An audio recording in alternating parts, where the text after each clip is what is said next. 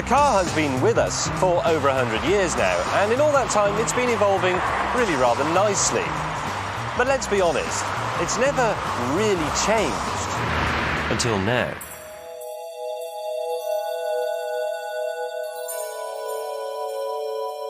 This is the General Motors Highwire. Now, it still looks pretty much like a car. It's got wheels and windows and what have you, but it represents a complete revolution in the way a car works.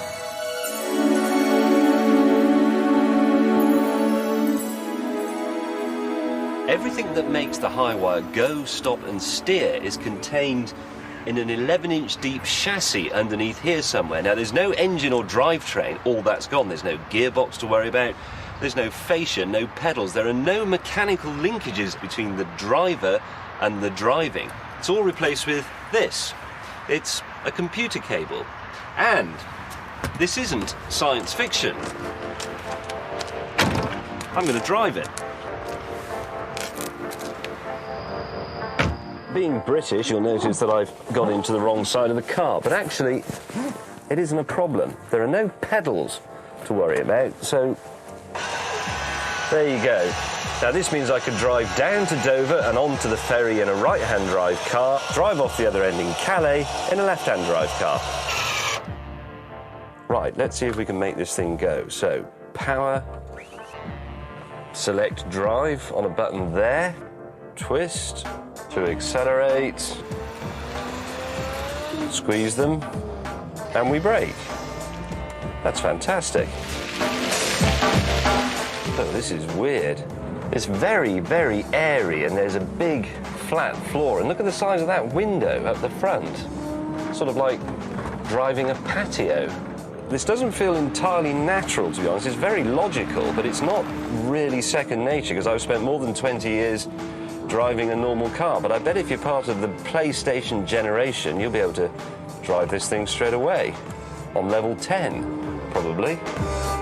Rear view mirror. Bit 20th century, so we'll have a TV screen here on the steering thingy. And as for door mirrors, we'll have TVs there as well. Now look, I'm sorry if I'm not talking in a very normal voice, but I am concentrating very, very hard here. There's only one of these in the world, and it's worth about 5 million quid. Right, let's have the top off this thing and then we can see how it works.